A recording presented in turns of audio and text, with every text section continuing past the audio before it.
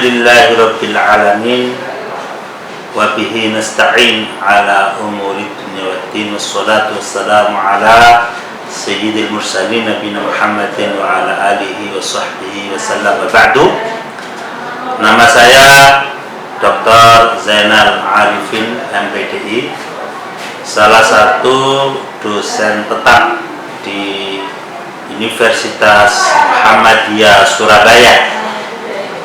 Saya menjadi dosen tetap di Prodi Magister Pendidikan Agama Islam dengan NIDEN 0718067702. Pada kesempatan yang baik ini, sebagai persyaratan untuk Serdos sertifikat dosen tahun 2023, di sini saya akan mendeskripsikan mata kuliah yang saya mengampunya, yaitu mata kuliah Sosiologi Pendidikan Islam yang menjadi mata kuliah wajib bagi mahasiswa Magister Pendidikan Islam dengan menggunakan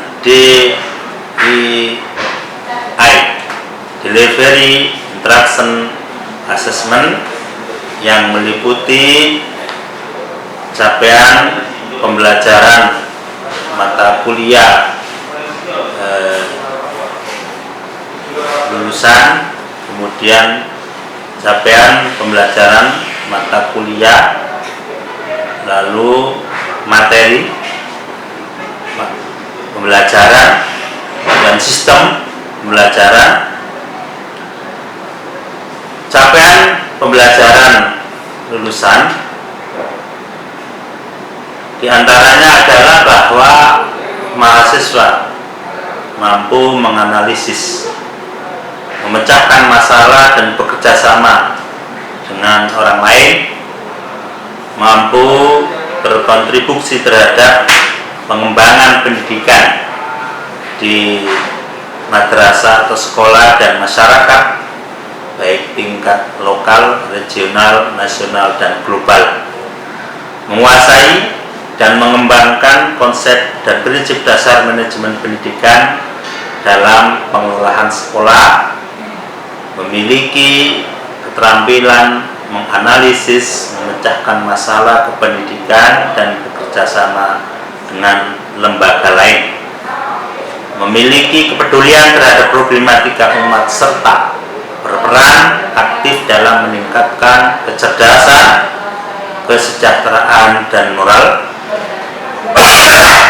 mempunyai langkah yang inovatif, kreatif untuk meningkatkan mutu pendidikan lembaga yang dikelola.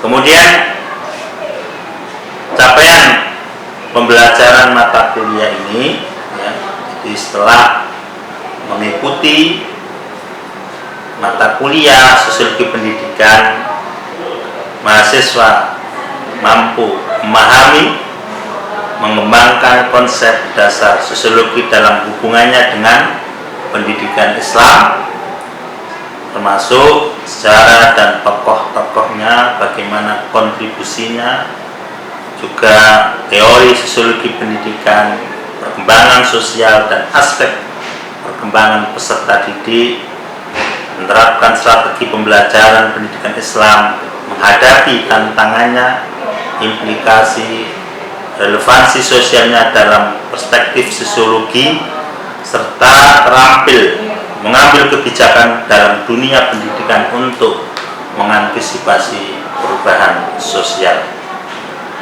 Dan di antara atau materi yang diajarkan adalah konsep dasar sosiologi dalam hubungannya dengan pendidikan Islam, sejarah tokoh sosiologi pendidikan Islam, kontribusi sosiologi terhadap dunia pendidikan, mengembangkan teori-teori sosiologi untuk pendidikan, perkembangan sosial anak, pendidikan dan peran perubahan sosial, keluarga atau hubungan keluarga, masyarakat dan sekolah, masyarakat dan kebudayaan, pendidikan dan masyarakat, peran keluarga dalam pendidikan Islam, faktor-faktor dan agen sosialisasi, pendidikan dan stratifikasi sosial.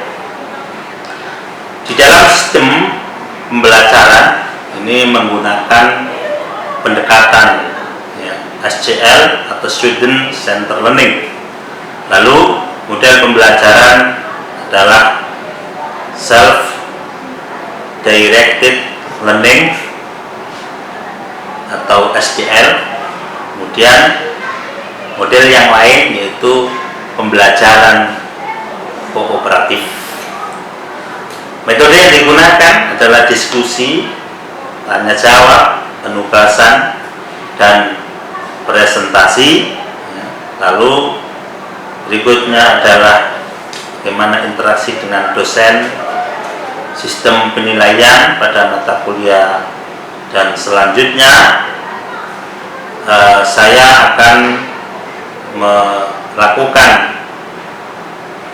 pembelajaran mata kuliah pada pertemuan yang kedua. Terima kasih. Assalamualaikum warahmatullahi wabarakatuh. Assalamualaikum warahmatullahi wabarakatuh. Waalaikumsalam warahmatullahi wabarakatuh. Alhamdulillah, wassalatu wassalamu ala Rasulillah wa ala alihi wa ashabihi wa mawalah wa ba'du. Teman-teman mahasiswa yang mudah-mudahan selalu mendapatkan rahmat dari Allah Subhanahu wa Ta'ala, pada kesempatan yang baik ini kita bersyukur kepada Allah Subhanahu wa Ta'ala karena masih diberi banyak nikmat sehingga kita bisa melakukan berbagai macam aktivitas kebaikan, termasuk mengikuti mata kuliah sosiologi pendidikan Islam, yang pertemuan ini adalah pertemuan kedua setelah kemarin kita melakukan pertemuan pertama, yaitu kontrak kuliah. Untuk itu, ya, sebelum kita melanjutkan, bagaimana kabar teman-teman sekalian? Alhamdulillah baik. Mas Fahmi, ya, bagaimana posisi di mana nih Mas Fahmi? Posisi saya lagi di Sumeneb, Ustaz. Oke. Ini Pak Ahmad, ya. Gimana kabarnya Pak Ahmad? Alhamdulillah. Nah, Bu Reza ini juga sehat Bu, ya. Ya, sebelum kita memulai, alangkah baiknya supaya proses pembelajaran mata kuliah ini mendapatkan ridho dari Allah, kita buka dengan basmalah. Bismillahirrahmanirrahim. Kemudian kemarin kita sudah menjelaskan dalam pertemuan pertama kontrak kuliah hal-hal yang harus kita pahami bersama, termasuk kesepakatan tentang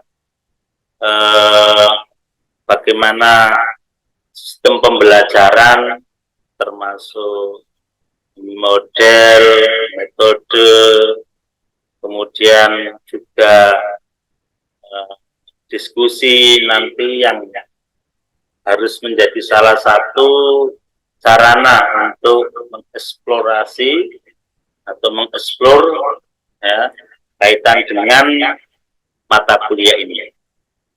Nah, Untuk itu langsung saja saya akan share screen dulu ini. Sudah saya siapkan materinya. Oke. Ini sudah saya siapkan. Nah. Kelihatan ini teman-teman?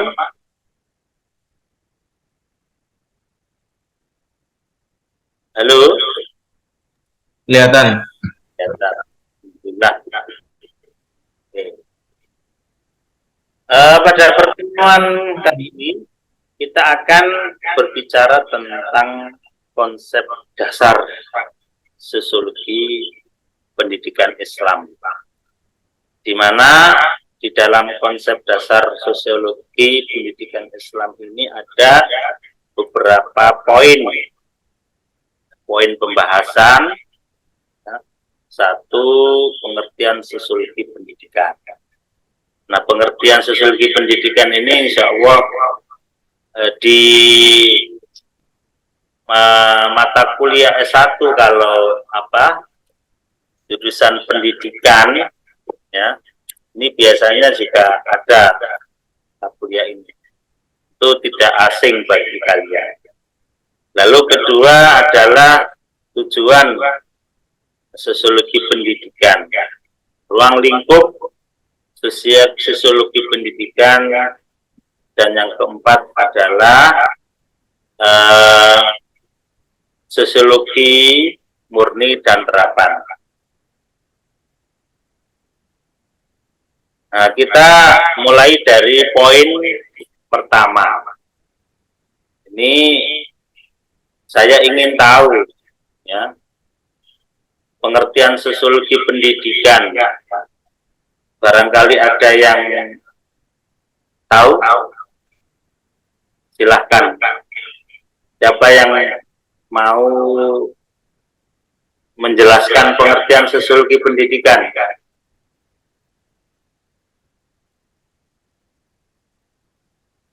Teman-teman. Ya. Kalau begitu, ya, sosiologi pendidikan terdiri dari dua kata, sosiologi dan pendidikan. Sosiologi adalah analisis yang sistematis tentang struktur tingkah laku sosial.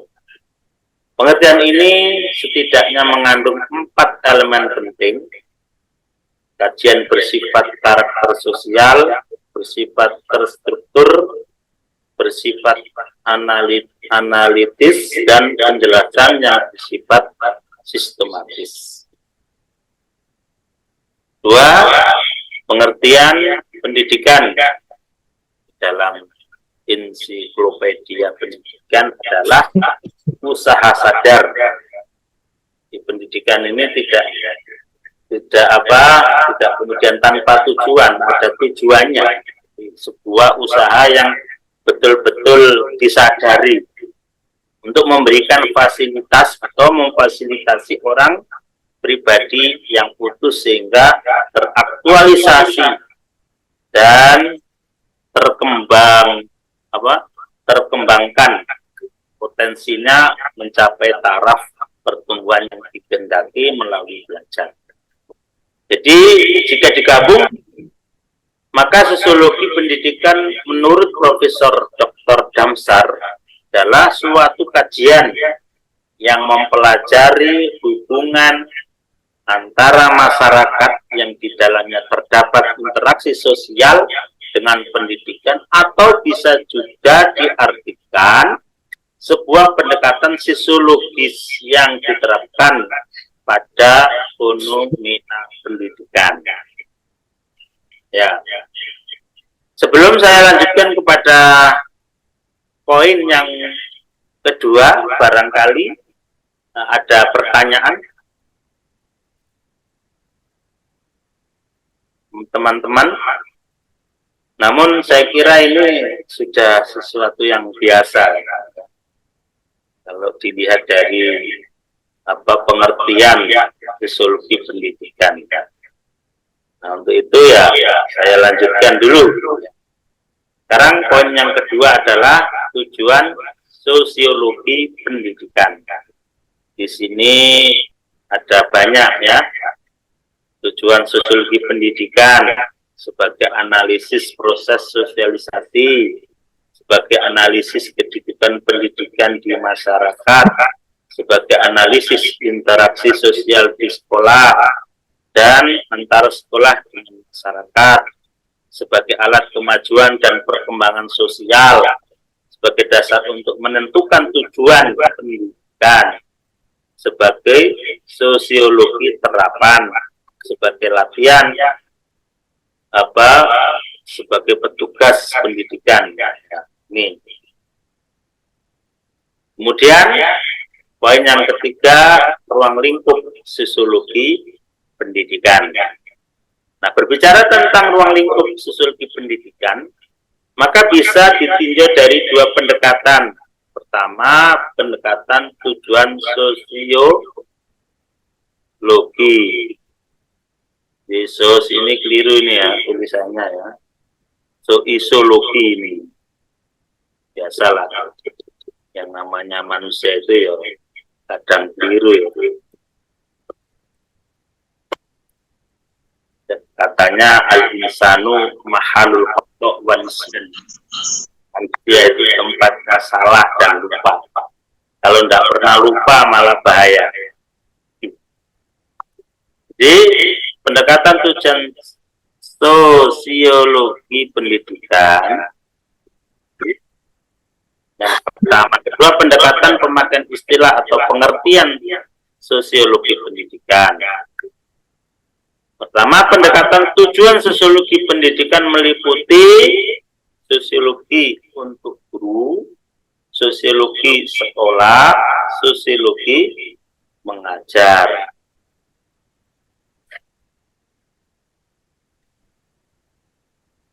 Kemudian pokok-pokok pikiran sosiologi tersebut dikembangkan guna memenuhi tujuan sosiologi pendidikan, maka ruang lingkupnya meliputi pengantar, pertama yang kedua adalah pembahasan. Lalu yang kedua, pendekatan berdasarkan pada pengertian atau istilah sosiologi pendidikan. Sosiologi pendidikan merupakan terjemah dari istilah-istilah disiplin ilmu sosial dan pendidikan yang berkembang di Barat. Nah, di sini ada beberapa istilah yang dipakai dalam sosiologi pendidikan, antara lain ini, ya, social foundation of education, kemudian educational sociology, social education, school and society, community relation, ya. Ini istilah-istilah. Kemudian di Indonesia istilah ini sering dipakai dengan sebutan sosiologi pendidikan atau educational sociology. Oleh sebab itu, pendidikan dan pengembangan sosiologi pendidikan berpusar pada satu, pendidikan ditinjau dari sudut sosial yang bersifat umum. Kemudian yang kedua, masalah proses sosialisasi anak, kehidupan, ketiga, atau kebudayaan sekolah, dan yang keempat, pendidikan ditinjau dari sudut hubungan pribadi.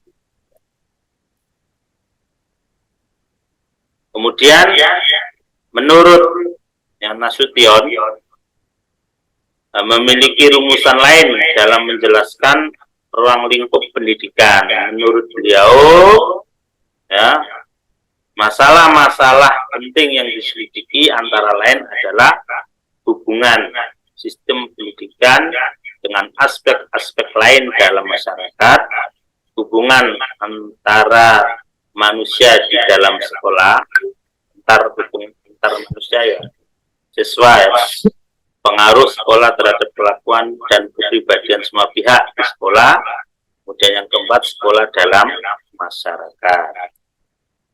Nah, kemudian ruang lingkup sosiologi pendidikan ini masih nanti sudah saya berikan buku ajar sosiologi itu, nanti dibaca. Kemudian yang terakhir adalah poin 4, sosiologi murni dan terapan. Sosiologi pendidikan dikatakan sebagai ilmu murni karena dalam materinya memberikan kontribusi bagi kompetensi, keahlian, dan kemampuan dalam memahami fenomena pendidikan dan kependidikan berdasarkan teori sosiologi pendidikan. Kemampuan seperti ini membuat mahasiswa mampu melakukan penelitian tentang fenomena pendidikan dan kependidikan serta mengkritik fenomena dan kebijakannya.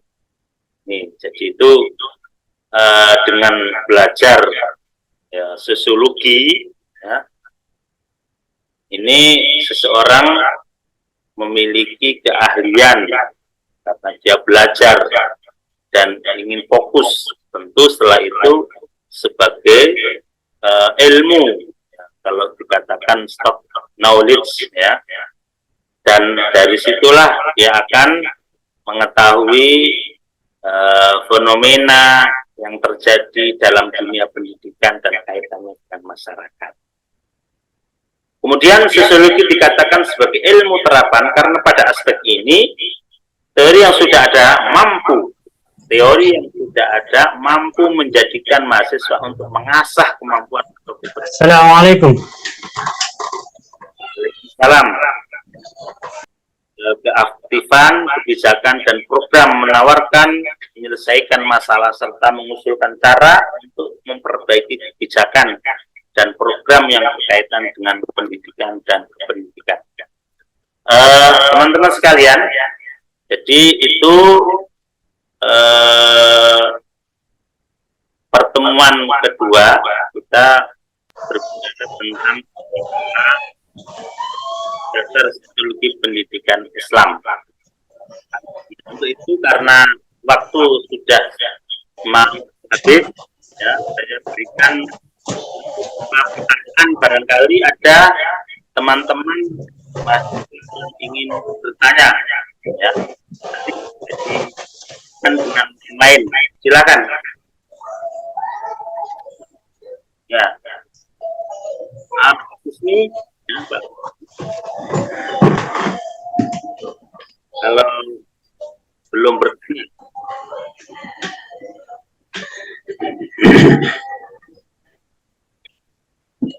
saya stop screen dulu atau dibiarkan? Ya. Izin menambahkan, Ustaz. Ya, silakan. Bismillahirrahmanirrahim.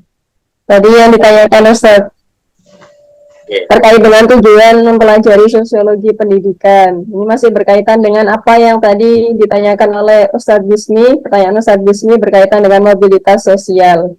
Dan di antaranya tujuan mempelajari sosiologi pendidikan itu kan dari sana kemudian kita mengetahui ya pentingnya pendidikan, kemudian bisa menaikkan derajat yang tadi disampaikan Zainal, mas juga diantaranya bahwa sudah ditegaskan juga dalam agama Islam bahwa melalui thalabul ilm itu bisa menaikkan derajat seorang hamba.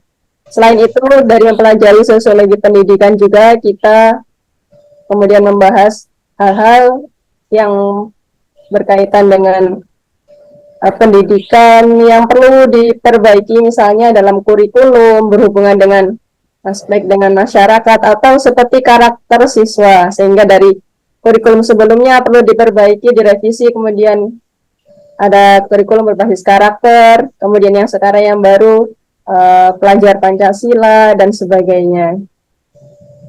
Nah, sekian Ustaz. Ya, terima kasih Mbak Ismaida yang sudah memberikan tambahan jawaban dari pertanyaan yang sudah ditanyakan teman kita. Izin salat Ustaz, sudah selesai azan Isya. Ya, Abdul Rosid. Oke. Nanti jika masih ada itu, ya terima kasih ya, kepada teman-teman yang sudah mengikuti mata kuliah ini. Mudah-mudahan teman-teman selalu diberi kesehatan dan selalu semangat untuk senantiasa menuntut ilmu, karena menuntut ilmu itu akan merubah tingkah laku seseorang dari yang tadinya tidak baik menjadi baik tentunya. Kemudian kita sebagai mahasiswa, terutama teman-teman magister ini, calon magister pendidikan Islam, ini tentunya bahwa sosiologi ini sangat penting sekali bagi kita semuanya, bagi panjenengan, ya, karena dengan sosiologi kita akan mengetahui banyak hal, termasuk perubahan-perubahan ya yang terjadi di masyarakat ataupun kebijakan-kebijakan yang diberikan oleh pemangku kebijakan itu barangkali ada sesuatu hal yang perlu dikritisi, perlu dikasih pandangan untuk memberikan sesuatu yang terbaik bagi pendidikan, karena kita tahu bahwa saat ini pendidikan sama kaitan dengan karakter ya itu sangat penting ya. Untuk itu perbaikan kurikulum itu sangat penting, dan itu bisa dilihat dari kacamata ilmu sosiologi pendidikan. Ya, barangkali itu yang bisa kita bahas pada pertemuan kedua ini. Sekali lagi saya ucapkan banyak terima kasih, dan nanti kita bisa lanjutkan pada pertemuan berikutnya. Selaku pemandu atau dosen pengampu mata kuliah Sosiologi Pendidikan Islam, saya mohon maaf bila ada hal-hal yang tidak berkenan bagi panjenengan semuanya, dan kita tutup. Allahumma wa bihamdika asyhadu an la ilaha illa anta astaghfiruka. Assalamualaikum warahmatullahi wabarakatuh.